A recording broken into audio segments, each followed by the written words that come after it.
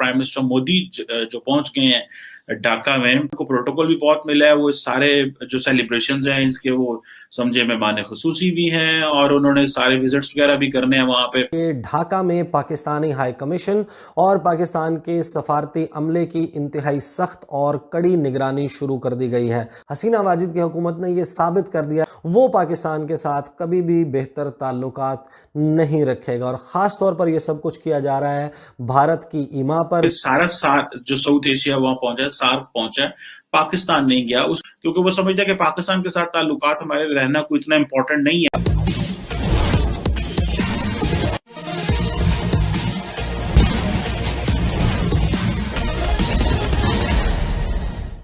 बांग्लादेश के जन्म के 50 साल पूरा होने पर इस साल बांग्लादेश में 10 दिनों का त्यौहार मनाया जा रहा है, जिसमें बांग्लादेश ने अपने सभी पड़ोसियों को बुलाया है और भारत के प्रधानमंत्री नरेंद्र मोदी उस उत्सव के मुख्य अतिथि हैं। पाकिस्तान को भी आशा थी कि बांग्लादेश उसको बुलाएगा, पर बांग्लादेश ने पाकिस्तान को न बुलाकर एक बड़ा झटका दिया है। इससे हताश होकर पाकिस्तान के ISI ने मोदी के खिलाफ बांग्लादेश में 100-200 लोगों का एक प्रदर्शन भी कराया है। पाकिस्तान के इस ओछी हरकत के इर्द गिर्द घूमती पाकिस्तानी मीडिया की इस पर चर्चा, आइए सुनते हैं।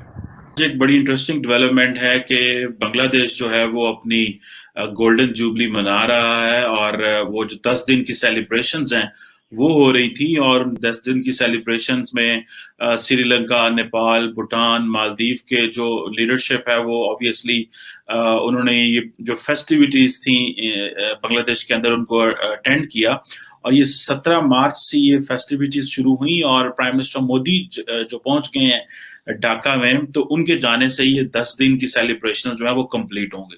This is a very interesting story कि सारा जो साउथ एशिया वहां पहुंचा है, सार्क पहुंचा है, पाकिस्तान नहीं गया क्योंकि वो समझता है कि पाकिस्तान के साथ ताल्लुकात हमारे रहना कोई इतना इंपॉर्टेंट नहीं है। हालांकि पाकिस्तान तो टाइम एंड अगेन ये कह चुका है कि we have to move forward, लेकिन बांग्लादेश इस चीज को नहीं इतनी जैसे कह रहे हैं ना कि सीरियस नहीं ले रहा। इसका भी क्या करना चाहिए इसके ऊपर भी बात करते हैं। अब देखें ना, 1972 में बांग्लादेश एक गरीब मुल्क था, ऑब्वियसली जब बना उसकी GDP माइनस में थी और अभी बांग्लादेश जो है अगली एक डेकेड में तकरीबन दुनिया की 25 जो बड़ी इकोनॉमीज हैं उनमें बांग्लादेश जो है वो जा रहा है। So it means they have done उन्होंने काफी ज्यादा सफर जो है वो तय किया है। उसके हवाले से हमें इन चीजों को भी समझना होगा कि बांग्लादेश जो है इंडिया के बहुत करीब है। इंडिया ने अपनी इंडिया फर्स्ट पॉलिसी इंट्रोड्यूस करा रखी है। बांग्लादेश की वज़ीर आज़म शेख हसीना वाजिद ने पाकिस्तान के वज़ीर आज़म इमरान खान को एक ख़त लिखा है और उस ख़त में पाकिस्तान के साथ, पाकिस्तान की आवाम के साथ जो है उनको मुबारकबाद पेश की गई 23 मार्च के यौम पाकिस्तान के मौके पर और साथ ही बांग्लादेश की तरफ से पाकिस्तान के साथ बेहतर ताल्लुकात की ख्वाहिश का इजहार किया गया।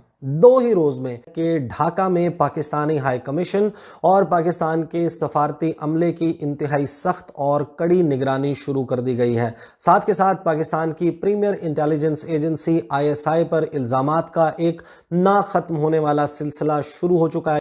हसीना वाजिद की हुकूमत ने यह साबित कर दिया कि जो करंट रूलिंग स्ट्रक्चर है बांग्लादेश का, वो पाकिस्तान के साथ कभी भी बेहतर ताल्लुकात नहीं रखेगा और ख़ास तौर पर यह सब कुछ किया जा रहा है भारत की ईमा पर, भारत की खुशनुदी हासिल करने के लिए। 50 साल पहले 1971 में शेख मुजीबुर रहमान, उनकी जमात मुक्ति बाहिनी, भारत तमाम जो है ये सब एक साजिश के तहत पाकिस्तान से अलहदगी का ऐलान किया गया, अपनी जो फ्रीडम है उसको डिक्लेयर किया गया और उसके बाद एक खूनी जंग वो शुरू हो गई। बहुत सारे जो सेक्टर्स हैं उनके ऊपर लड़ाई होती रही और फिर उसके नतीजे में 16 दिसंबर 1971 को पाकिस्तान 2 लख्त हुआ। नरेंद्र मोदी और शेख हसीना वाजिद के दरमियान जो है वो ताल्लुकात उसके हवाले से भी बहुत ज़्यादा रिपोर्टिंग हो रही है और इसको मोदी हसीना इरा यानी कि इन 2 लीडर्स का ये दौर है ये करार दिया जा रहा है। और इस सारे मामले में काम कहाँ ख़राब होता है,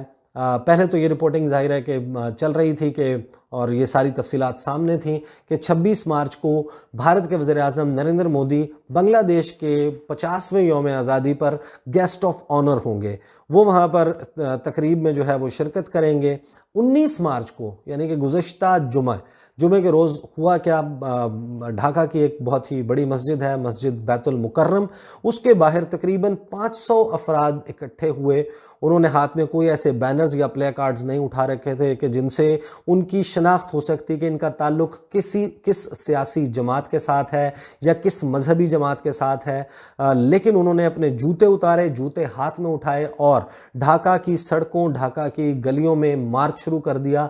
नरेंद्र मोदी के खिलाफ और शेख हसीना वाजिद के खिलाफ नारेबाजी शुरू कर दी गई। भारतीय मीडिया, भारत के और बांग्लादेश का मीडिया और फिर अहम ओहदों पर मौजूद लोग, उन्होंने ये कहना शुरू किया कि इनकी फंडिंग की जा रही है ISI की तरफ से और उसमें पाकिस्तानी हाई कमीशन के अहलकार वो मुलव्विस हैं। बांग्लादेश के हुकूमत पर जिम्मेदार ओहदों पर मौजूद लोग, उन्होंने पाकिस्तानी हाई कमीशन और ISI के ऊपर नाम लेकर डायरेक्ट इल्ज़ामात लगाने शुरू किए। जो उन्होंने ज़राए के साथ जो उनका मीडिया कोट कर रहा है वो ये कि सर्वेलेंस बहुत सख्त कर दी है, निगरानी की जा रही है इस वक्त पाकिस्तानी सफारती अमले की, और पाकिस्तानी सफारती अमले के ऊपर एक चेक रखा जा रहा है और इल्ज़ाम जो है वो लगाया जा रहा है कि सीक्रेटली फंडिंग की गई है पाकिस्तान की तरफ से एक ऐसे ग्रुप को। हमें डीपोलिटिसाइज करना है, जिस तरह बांग्लादेश ने और इंडिया ने अपनी हर चीज को डीपोलिटिसाइज किया to have economy, to give economy a more important place. Bangladesh की बहुत ज्यादा डिपेंडेंस है इंडिया के ऊपर, और इन टर्म्स ऑफ ट्रेड जो है वो करते रहते हैं बहुत ज्यादा। इवन कि अनियन जो है वो बांग्लादेश, इंडिया से बांग्लादेश जाता है और बहुत सारी चीजें, we can talk on that, but I am speaking from a larger platform से बात कर रहा हूँ। हमें इन चीजों को जरा समझना है कि हम डीपोलिटिसाइज कैसे कर सकते हैं। चाइना अगर आगे आता है तो हमारे लिए चीजों को नॉर्मलाइज कर सकता है अगर चाइना अपना रोल प्ले करे। अब चाइना कैसे रोल प्ले कर सकता है? जितनी चाइना की ज्यादा लिवरेज होगी बांग्लादेश में, उतना ज्यादा आसानी से वो रोल प्ले कर सकता है। और अगर चाइना ने वो अपना रोल ना प्ले किया तो मुझे ऐसे लग रहा है कि जो डायरेक्ट हमारे इंडिया के बांग्लादेश के साथ ताल्लुकात है वो नॉर्मल होने में बहुत बहुत ज्यादा टाइम लगेगा, क्योंकि बांग्लादेश, जैसे मैंने पहले बताया कि बांग्लादेश अपने आप को वो उस माइंडसेट में रखना चाहता है, वो अपना जो आइडेंटिटी का प्रॉब्लम है पाकिस्तान के साथ रखना चाहता है कि जी हमें देखें, हम जो है वो हमें आज़ादी की हालत में मिली, हमें बड़ा मुश्किल वक्त था, हम अब देखें तरक्की कर गए हैं, हम अब इंडिया पाकिस्तान से बेहतर इकोनॉमी बन गए हैं, और हमें जो है वो चीज़ों को और उसी पैराए में देखना है, हमें माजी नहीं भूलना चाहिए। अब पाकिस्तान ने भी अपनी जो पोजीशन है वो चेंज कर लिया है, we are moving from geo politics to geo economics. अच्छा, इसमें भी बहुत सारे लोगों का है कि जियो इकोनॉमिक्स में अगर जाना है तो अगर जारी बात है कि वो अपनी जो पॉलिसी कॉन्टिन्यूटी है वो रखना पड़ेगा। पाकिस्तान का जारी बात है IMF के भी मसाइल हैं, बाहर से जब पॉलिसी जब डायरेक्टिव्स आते हैं, IMF की जब चैलेंजेस आते हैं, वो फिर हमें डोमेस्टिकली अपनी पॉलिसीज बदलते रहना पड़ता है, जिससे हम वो जो पॉलिसी कॉन्टिन्यूटी है वो नहीं रख सकते। लेकिन जो इम्पोर्टेंट चीज जो बांग्लादेश और इंडिया ने समहाउ किया है वो है आपकी आपके अंदर पॉलिटिकल स्टेबिलिटी रहे। तो जो पॉलिटिकल स्टेबिलिटी है वो रहेगी, और पाकिस्तान जो है वो जो मुशर्रफ साहब का फॉर्मूला था कि हमें चीजों को आगे लेके जाना है और इंडिया के साथ एंगेज होना है, अभी मेरा ख्याल है कि जो इस वक्त पाकिस्तान में मिलिट्री लीडरशिप है, दे आर थिंकिंग टू फार, वो बहुत दूर की सोच रखते हैं, एंड दे बिलीव कि यस हमें थोड़ा लंबा सोचना है और उस लंबा और लॉन्ग टर्म सोचना है और पॉलिसी कॉन्टिन्यूटी रखनी है, और मुल्क में पॉलिटिकल स्टेबिलिटी भी रहनी चाहिए। बांग्लादेश ने इंडिया से कोविड के हवाले से बड़ी मदद ली है, तो अगर हम चीजों को डीपोलिटिसाइज कर सकते हैं तो हम और बहुत सारी चीजों में एंगेज हो सकते हैं। कोविड के हवाले से इनके मसाइल भी रहे हैं बांग्लादेश के और इंडिया के, लेकिन वो सारी ये टेक्निकल लेवल के प्रॉब्लम्स होते हैं। स्ट्रेटेजिक लेवल पे जब मोदी जी पहुंच रहे हैं बांग्लादेश में और इतना ज्यादा वो लॉन्ग टर्म वो इतना प्रोटोकॉल दे रहे हैं, इतना ज्यादा इनको एंगेज कर रहे हैं, तो that means a lot when it comes to it. So Pakistan से टूटकर बांग्लादेश का जन्म होना इस बात को प्रमाणित करता है कि दो कौमी नज़रिया जिसके आधार पर भारत का बंटवारा होकर पाकिस्तान बना था वह गलत था। दो कौमी नज़रिया यानी हिंदू मुसलमान दो अलग अलग कौमें हैं और वे एक साथ नहीं रह सकती, और इसी आधार पर पाकिस्तान का निर्माण हुआ था। अगर यह बात एक क्षण के लिए सही मान लिया जाए तो फिर आज का बांग्लादेश जो उस समय पूर्वी पाकिस्तान था और आज का पाकिस्तान जो उस समय पश्चिमी पाकिस्तान था, दोनों तरफ तो बहुसंख्यक मुस्लिम ही थे। फिर इन लोगों के बीच बंटवारा क्यों हुआ, इन लोगों के बीच विभेद क्यों पैदा हुआ? आप लोगों को यह बताते चलें कि उस समय भारत से अलग होने में बांग्लादेश के बंगाली मुसलमानों का ज़्यादा योगदान था, परंतु भारत से अलग होने के बाद जब पाकिस्तान का जन्म हुआ, उस समय से ही जो पूर्वी बंगाल के मुसलमान थे, जो आज का बांग्लादेश है, उन लोगों को यह समझ आ गई कि उन्हें पाकिस्तान में दूसरे दर्जे का नागरिक माना जाता है। दोनों पाकिस्तान यानी पूर्वी पाकिस्तान जो आज का बांग्लादेश है और पश्चिमी पाकिस्तान जो आज का पाकिस्तान है, इसके अलगाव की पहली दरार तब पड़ी जब पश्चिमी पाकिस्तान के हुक्मरानों ने यह निर्णय लिया कि पूरे पाकिस्तान में एक भाषा उर्दू होगी। पूर्वी पाकिस्तान के मुसलमान अपनी बंगाली भाषा और संस्कृति छोड़ना नहीं चाहते थे। इसके बाद भेदभाव का सिलसिला और आगे बढ़ा और पश्चिमी पाकिस्तान के हुक्मरानों ने सभी सरकारी नौकरियों में पश्चिमी पाकिस्तान के लोगों को वरीयता देना शुरू किया। प्रमोशन में भी धांधली होकर केवल पश्चिमी पाकिस्तान के लोगों को ही ज़्यादा बड़े पदों पर प्रमोशन दिया जाने लगा। नीति निर्धारण में भी पूर्वी पाकिस्तान के लोगों की कोई पूछ नहीं थी और सारा निर्णय पश्चिमी पाकिस्तान के लोगों द्वारा लिया जाने लगा। यहाँ तक कि जो राजस्व पूर्वी पाकिस्तान से वसूल होता था, वह भी पूर्वी पाकिस्तान के विकास पर न खर्च होकर ज़्यादा पैसा पश्चिमी पाकिस्तान के विकास पर खर्च होता था। पश्चिमी पाकिस्तान के इस हुक्मरान और पूर्वी पाकिस्तान के हुक्मरान के बीच में आपस में यहाँ तक कि बोलचाल भी कभी कभार होती थी और पश्चिमी पाकिस्तान के हुक्मरान पूर्वी पाकिस्तान के हुक्मरानों या अधिकारियों के साथ बैठकर खाना खाना पसंद नहीं करते थे।